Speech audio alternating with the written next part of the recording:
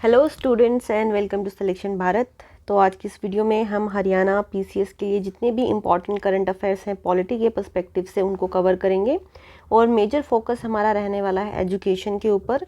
देखिए रिसेंटली 2020 के अंदर नेशनल एजुकेशन पॉलिसी को लाया गया। उसके बाद बहुत सारे जो चेंजेस हैं एजुकेशन सिस्टम में लाए गए हैं। काफ़ी सारे स्कूल्स हैं जिन्हें बंद किया गया है। एक नई स्कीम्स भी लेके आए हैं जो गवर्नमेंट, वो है पीएम श्री स्कीम। उसको भी हम यहाँ पे डिस्कस करने वाले हैं। क्या क्या जो इससे पहले वाली स्कीम्स जैसे समग्र शिक्षा अभियान था, उससे पहले माध्यमिक शिक्षा अभियान था, उन सभी स्कीम्स के बारे में भी पढ़ेंगे। और उससे रिलेटेड जो भी न्यूज़ रही है लास्ट 1 ईयर में, उन सभी को हम इस वीडियो में कवर करने वाले हैं। और यहाँ से काफ़ी सारे क्वेश्चन आने के चांसेस हैं हरियाणा पीसीएस में। तो चलिए वीडियो को शुरू करते हैं। सबसे पहली इम्पॉर्टेंट न्यूज़ है अबाउट रोड स्कॉलरशिप के बारे में। तो जो रोड स्कॉलरशिप ट्रस्ट है वो हर साल कुछ स्टूडेंट्स को यहाँ पे जो इंटरनेशनली अपनी स्टडीज़ को परस्यू करने के लिए स्कॉलरशिप प्रोवाइड करता है, उसने ये फैसला लिया है कि ये जो स्कॉलरशिप है इनके नंबर्स को बढ़ाया जाएगा फॉर इंडियंस फ्रॉम 2028, क्योंकि इंडिया की जो पॉपुलेशन स्ट्रेंथ है वो भी काफ़ी बढ़ गई है। रिसेंटली आपको बताओ, पहले तो पॉपुलेशन के मामले में चाइना नंबर 1 पे था, बट 2024 के बाद से इंडिया इज़ नंबर 1 अगर हम पॉपुलेशन की बात करें इन द होल वर्ल्ड। इसके अलावा करंटली जो स्कॉलरशिप दी जाती हैं वो सिर्फ 6 स्कॉलरशिप ऑफ़र की जाती हैं इंडियन कैंडिडेट्स को to study in the university of Oxford. इसके अलावा ये जो स्कॉलरशिप है ये फुल्ली फंडेड होती है। इंटरनेशनल पोस्ट ग्रेजुएट अवार्ड है अंडर यूनिवर्सिटी ऑफ ऑक्सफोर्ड। यहाँ पे ट्यूशन फ़ीस यानी जो कॉलेज की जो फ़ीस है वो कवर की जाती है। लिविंग एक्सपेंसेस भी इसके अंदर कवर होते हैं अप टू 2 और मोर मंथ्स के लिए। अगर जो आपका एकेडमिक परफॉर्मेंस रहती है वो अच्छी रहती है तो इसे 3rd ईयर के लिए भी यहाँ पे एक्सटेंड किया जा सकता है। इसी के साथ साथ एक Schwarzman scholarship program है जिसे 2016 में त्रिसंगवा यूनिवर्सिटी बीजिंग यानी चाइना की जो यूनिवर्सिटी है उसने यहाँ पे ये इंट्रोड्यूस किया था। मॉडल्ड आफ्टर रोड्स यानी सेम ही जैसे ये प्रोग्राम है जो कि यूनिवर्सिटी ऑफ ऑक्सफोर्ड के लिए, ये चाइनाज़ की यूनिवर्सिटी के लिए ये प्रोग्राम का नेम है जो कि तशंता यूनिवर्सिटी यहाँ पे प्रोवाइड करती है। इसका एम यही है कि जो फ्यूचर लीडर्स हैं उन्हें अच्छी एजुकेशन यहाँ पे मिले और जो एस्पिरेंट्स हैं वो चाइना के जो सिस्टम है वर्ल्ड वाइड वहाँ पे पढ़ने के लिए आए। मिनिस्ट्री ऑफ सोशल जस्टिस ने यहाँ पे एक एडिशनल एलोकेशन इस साल किया है कि जो नेशनल ओवरसीज स्कॉलरशिप स्कीम है मार्जिनलाइज्ड स्टूडेंट्स के लिए, जैसे एससीज कैंडिडेट हैं, एसटीज़ हैं, उनके लिए, फिर जो लैंडलेस एग्रीकल्चरल लेबरर्स हैं और जो ट्रेडिशनल आर्टिसंस हैं, अगर वो पीजी की पढ़ाई करना चाहते हैं अब्रॉड में तो उनके लिए एक स्कॉलरशिप प्रोग्राम यहाँ पे लेके आए हैं, that is national overseas scholarship scheme. तो आपको ये स्कीम याद रखनी है, ये स्कॉलरशिप का नाम रखना है, कौन सी यूनिवर्सिटी में पढ़ने के लिए दी जाती है। अभी रिसेंटली देखिए नंबर भी आप ये याद रख सकते हैं, बट ये बहुत ही जल्दी चेंज भी होने वाला है। बट कई बार स्टेट पीसेस में इस तरह के नंबर पूछ लिए जाते हैं, तो ये भी आपको याद रखना है। Next important news about foreign universities. तो जो मिनिस्ट्री ऑफ एजुकेशन है उसने यूजीसी की रिकमेंडेशन के बेस पे ये डिसाइड किया है, उसने 12 लेटर्स भेजे हैं डिफरेंट फॉरेन यूनिवर्सिटीज़ को जो इंडिया में अपने कैंपस को स्टैब्लिश कर सकते हैं। देखिए यूजीसी जो है वो एक इंडिपेंडेंट स्टैट्यूटरी बॉडी है जो कि सेटअप की गई थी बाय यूजीसी एक्ट ऑफ 1956, ठीक है, और ये काम करती है अंडर मिनिस्ट्री ऑफ एजुकेशन। तो ये चीज़ आपको यहाँ पे याद रखनी है। एक तो जो यूनिवर्सिटी है वो यूके की यूनिवर्सिटी है जो कि ऑलरेडी गुरुग्राम में अपना कैंपस जो है शुरू कर चुकी है for the academic year of 2025-26। तो आप ये बोल सकते हैं ये एक माइलस्टोन है इंडिया की हायर एजुकेशन के लिए कि जहाँ पे जो इंटरनेशनल यूनिवर्सिटीज़ हैं वो आकर इंडिया में अपने कैंपस को सेटअप कर रही हैं। और जो नेशनल एजुकेशन पॉलिसी थी 2020 की, उसके अंडर इस तरह का इनिशिएटिव लिया गया है। देखिए जो यूजीसी है उसने भी कुछ रूल्स यहाँ पे सेटअप किए हैं, that is setting up and operation of campus of foreign higher education institution in India. 2023 में ये रेगुलेशन लेके आए गए थे जहाँ पे जो टॉप ग्लोबल यूनिवर्सिटीज़ हैं उनके कैंपस को इंडिया में सेटअप करने के लिए अप्रूवल लेना पड़ेगा यूजीसी से। और जो यहाँ पे जो करिकुलम रहेगा ये डायरेक्टली ऐलान रहने वाला है नेशनल एजुकेशन पॉलिसी के अंदर। जितने भी यूनिवर्सिटीज़ यहाँ पे इंडिया में सेटअप किए जाएंगे वो अंडर ग्रेजुएट जो कोर्सेज़ हैं उन्हें ऑफ़र कर सकते हैं, पोस्ट डॉक्टरल जो प्रोग्राम्स हैं उनको भी ऑफ़र कर सकते हैं, और बाकी जो भी डिग्रीज़ हैं जो इक्विवेलेंट रहती हैं इन सभी के, जो कि होम कंट्रीज़ यानी जो इंडिया में जो यूनिवर्सिटी स्टैंडर्ड्स हैं उनके हिसाब से, मान लीजिए बीएससी यहाँ पे होती है, बीएससी इन एग्रीकल्चर, तो इस तरह के कोर्सेज़ यहाँ पे जितनी यूनिवर्सिटी जो इंडिया में ऑलरेडी है वो प्रोवाइड कर रही हैं, तो जो नेशनल यूनिवर्सिटीज़ हैं वो भी इस तरह के कोर्सेज़ को यहाँ पे प्रोवाइड कर सकती हैं। और जब वो अपने फंक्शंस को यहाँ पे कर रही होंगी नेशनल यूनिवर्सिटीज़, तो यहाँ पे उन्हें ऑटोनॉमी दी जाएगी कि वो एडमिशन, यानी एडमिशन का बेसिस क्या रखना चाहते हैं, क्या वो कोई एंट्रेंस एग्ज़ाम रखना चाहते हैं, या फिर मान लीजिए आपके 12th के मार्क्स के बेसिस पे वो एक मेरिट लिस्ट यहाँ पे जारी कर देंगे और उसके बेसिस पे यहाँ पे स्टूडेंट्स का सिलेक्शन करेंगे, क्या कुछ रिजर्वेशन वो देना चाहते हैं या फिर नहीं देना चाहते हैं। तो इस तरह की कुछ चीज़ें यहाँ पे उन्हें ऑटोनॉमी दी गई है ये डिसाइड करने के लिए। फ़ीस सेटिंग के लिए कि कितनी फ़ीस वो चार्ज करना चाहते हैं, और जो फैकल्टीज़ हैं उनको कैसे रिक्रूट किया जाएगा, और सब्जेक्ट कंप्लाइंस, यानी जो सब्जेक्ट है हो सकता है उसमें कुछ एडवांस तरह के सब्जेक्ट्स वो पढ़ाना चाहते हो, कोई डिफरेंट सब्जेक्ट वो पढ़ाना चाहते हो, तो इस तरह की चीज़ें भी यहाँ पे उन्हें अलाउ की गई हैं। बट हाँ, इसमें जो यूजीसी है उसे एक पीरियोडिक रिपोर्टिंग करते रहना पड़ेगा, यानी यूजीसी यहाँ पे एक फैसिलिटेटर की तरह काम करेगा, एक मॉनिटरी अथॉरिटी की भी तरह काम, रेगुलेटिंग अथॉरिटी की तरह भी काम करेगा कि किस तरह की एजुकेशन यूनिवर्सिटीज़ यहाँ पे प्रोवाइड कर रही हैं। तो यहाँ पे जो इंपॉर्टेंट चीज़ है, एक तो आपको यूजीसी के बारे में याद रखना है, क्योंकि आपको पता होगा यूजीसी की नई गाइडलाइंस अभी रिसेंटली आई थी, जिनको लेके काफ़ी सारा ज़्यादा बवाल हुआ था इंडिया में कि यूजीसी की जो कंप्लेन, अगर आपको पता हो, मैं उसकी ज़्यादा डिटेल में नहीं जा रही हूँ, तो यूजीसी आप ये समझिए यूजीसी इस साल इम्पॉर्टेंट है क्योंकि काफ़ी न्यूज़ में रहा है, और इसी के साथ साथ जो नेशनल एजुकेशन पॉलिसी है वो भी धीरे धीरे अब हमें उसे ग्राउंड पे आता हुआ देख पा रहे हैं कि क्या क्या प्रोग्राम्स उसके अंदर आ रहे हैं। तो ये सारी चीज़ें आपको यहाँ पे याद रखनी है। नेक्स्ट इम्पोर्टेंट इंस्टीट्यूशन है वो है NIRF ranking, that is national institution ranking framework है। तो यहाँ पे फर्स्ट टाइम एक नेगेटिव स्कोर इंट्रोड्यूस किया गया है उन यूनिवर्सिटी के पेपर्स के लिए जो कि या तो किसी और से कॉपीड होते हैं, और लास्ट 3 इयर्स के जितने भी इस तरह के पेपर पब्लिश किए गए हैं उनको यहाँ पे इंक्लूड किया जाएगा। ठीक है, तो आप समझ लीजिए ये इस तरह की होने वाली फर्स्ट एक्सरसाइज है जो इंडिया में हो रही है। यहाँ पे जो बोथ नंबर हैं रिट्रैक्शंस के और सिटेशंस के from retracted paper will be considered. ये जो मूव है इसलिए यहाँ पे लाया गया है कि एक एथिकल रिसर्च और डिस्करेज किया जाए जो अनएथिकल प्रैक्टिसेस हैं, यानी आप इंडिजीनियसली इंडिया में रिसर्च करिए और नए प्रोडक्ट्स को यहाँ पे बनाइए। इंस्टीट्यूशन विद हाई रिट्रैक्शंस में face black listing from the future, यानी ब्लैक लिस्ट, यानी जो NIRF एक रैंकिंग प्रोवाइड करता है जिसके बेस पे स्टूडेंट्स ये डिसाइड करते हैं कि उन्हें कौन सी यूनिवर्सिटीज़ में जाना है, तो उस लिस्ट से यहाँ पे इन्हें ब्लैक लिस्ट भी किया जा सकता है। जब NIRF अपनी रैंकिंग यहाँ पे लेकर आती है तो कुछ पैरामीटर्स है जिन्हें वो इंक्लूड करती है। फर्स्ट की टीचिंग कैसी है, लर्निंग एक्सपीरियंस कैसा है, किस तरह के रिसोर्सेज यहाँ पे यूज़ किए गए हैं, इंफ्रास्ट्रक्चर कैसा है, रिसर्च कितनी हो रही है, प्रोफेशनल प्रैक्टिसेस कितनी हैं, ग्रेजुएशन का आउटकम कितना है कि कितने स्टूडेंट्स हर साल ग्रेजुएट हो रहे हैं, आउटरीच यानी बाहर और इंक्लूसिव कितना है कि हर सेक्शन को उसमें इंक्लूड किया गया है, और पीयर पार्टिसिपेशंस कितना है। ये सारे पॉइंट्स के बेसिस पे यहाँ पे NIRF अपनी रैंकिंग लेके आता है। तो अभी हम लेटेस्ट रैंकिंग की बात करें तो ऑलमोस्ट लास्ट 7 ईयर से IIT मद्रास जो है वो इस रैंकिंग में टॉप कर रहा है। इसके साथ साथ फिर ISC बेंगलोर है सेकंड नंबर पे। फिर अगर हम IITs की बात करें तो बॉम्बे, दिल्ली, कानपुर, खड़गपुर और रुड़की की जो IITs हैं वो टॉप परफॉर्मर्स हैं। उसके बाद हम एम्स को कंसीडर करते हैं, फिर JNU है, फिर BHU है, और IIT मद्रास जो है वो ऑल्सो है India's best engineering college for the 10th consecutive years. तो ये एक इम्पॉर्टेंट फैक्ट हो सकता है कि NIRF रैंकिंग में जो टॉप पोजीशन है वो किस इंस्टीट्यूट की है, तो यहाँ पे ये फैक्ट आपको याद रखना है। ये जो NIRF रैंकिंग है इसे 2016 में इंक्लूड किया गया था, एक ट्रांसपेरेंसी आप कह सकते हैं यहाँ पे एजुकेशन सिस्टम में लाने के लिए, कि हम और असेस भी कर पाएँ कि कौन सी यूनिवर्सिटीज़ हैं जो अच्छा परफॉर्म कर रही हैं किस बेसिस पे।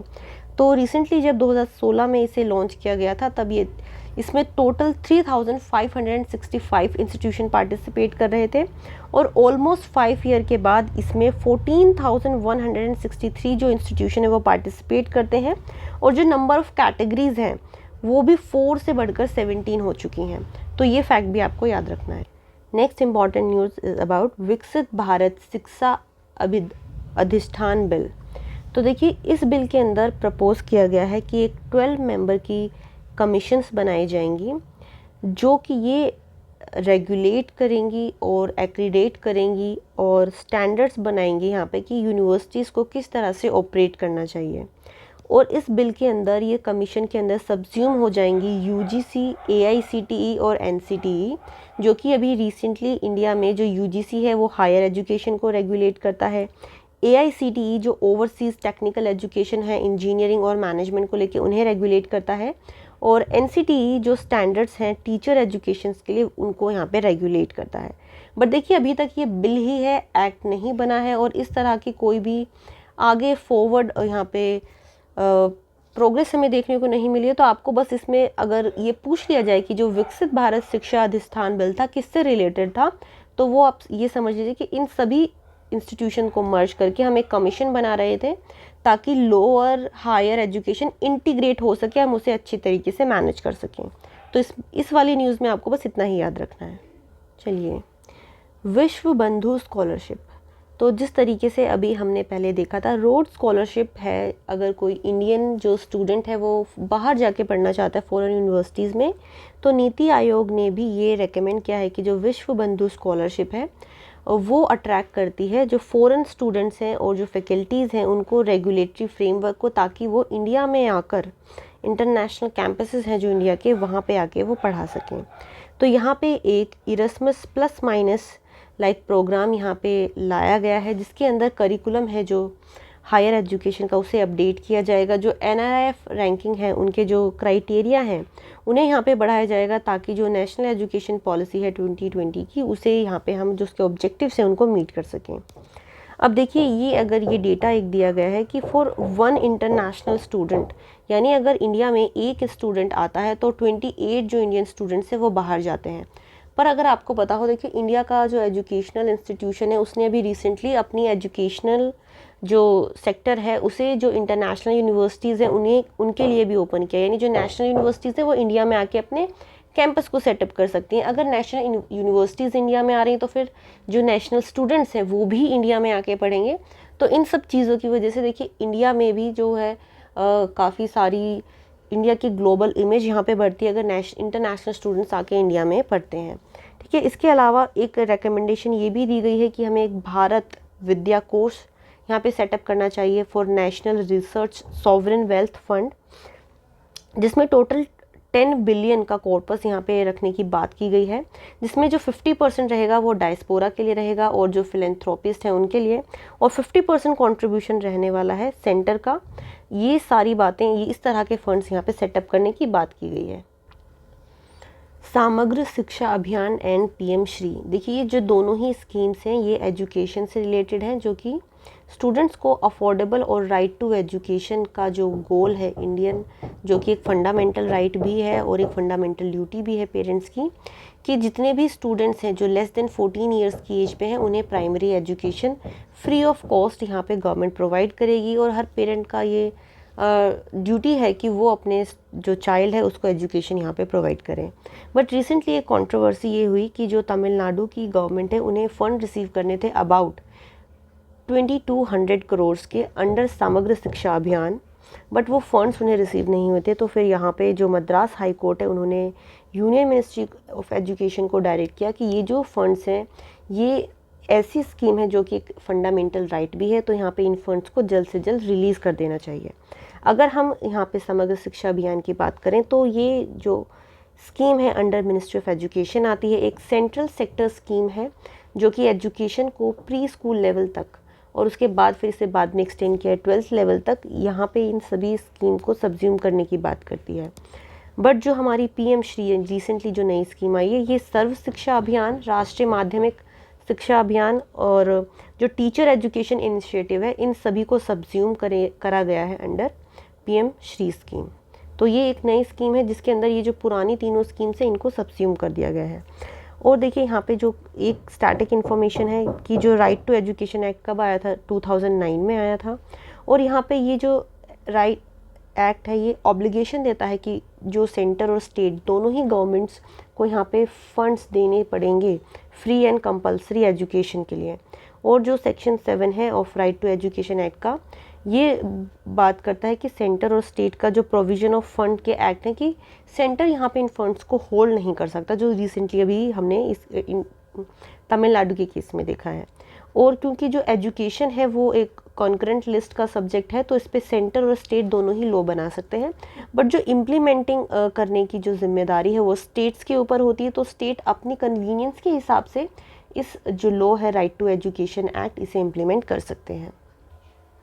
Next news is about TET in non minorities school.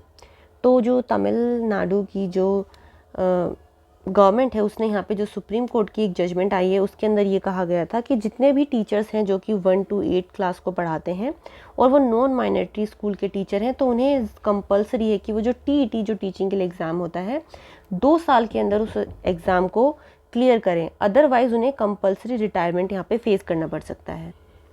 लेकिन जो टीचर जिनकी सर्विसेज सिर्फ 5 ईयर्स की रह गई है उनके लिए ये जो प्रोविज़न है एप्लीकेबल नहीं है। उन्हें यहाँ पे एक कंसेशन उन्हें दे दिया गया है, लेकिन उन्हें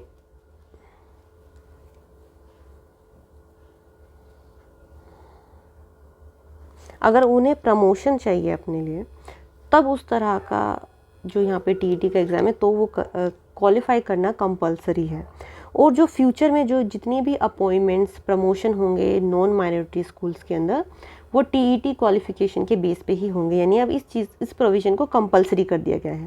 तो जो सेक्शन 23(1) है ऑफ आरटीए एक्ट का, वो एम्पावर करता है कि जो national council for teacher education है वो इस तरह की कोई भी मिनिमम क्वालिफिकेशन टीचर्स के लिए, जैसे कि एग्जाम्पल के तौर पे अभी हम यहाँ पे टीईटी की बात कर रहे हैं, इस तरह की क्वालिफिकेशन जो काउंसिल है नेशनल काउंसिल यहाँ पे प्रिस्क्राइब कर सकती है। इसी के साथ जो आरटीए एक्ट का सेक्शन 23(2) है वो अलाउ करता है कि जो सेंट्रल गवर्नमेंट है वो ये जो रिलैक्स क्वालिफिकेशन है इन्हें 5 ईयर के, मतलब जो इस तरह का रिलैक्सेशन ये दिया गया है कि अगर रिसेंटली ही कोई नए रूल आए तो उन्हें मिनिमम 5 ईयर का रिलैक्सेशन दिया गया है कि और इस टाइम पीरियड के अंदर जो वो क्वालिफिकेशन है टीचर्स की वो मेट हो जानी चाहिए।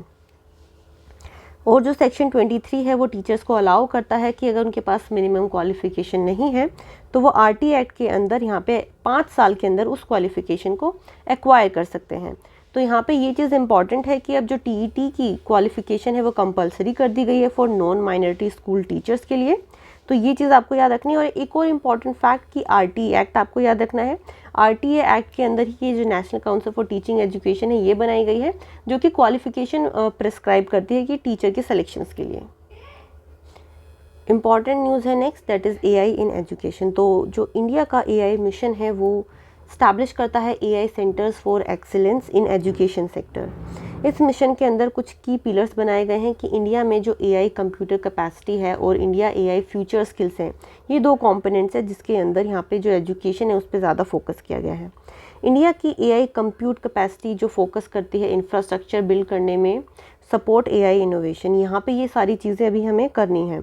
इंडिया एआई फ्यूचर स्किल का जो मेन एम है वो डेवलप करना है equivalent effectively utilize this AI infrastructure. पहले हमें एक इंफ्रास्ट्रक्चर बनाना है, फिर हमें स्टूडेंट्स को स्किल करना है कि वो इस तरह की चीज़ों को अपनी मैक्सिमम कैपेसिटी के लिए यूटिलाइज कर पाएँ।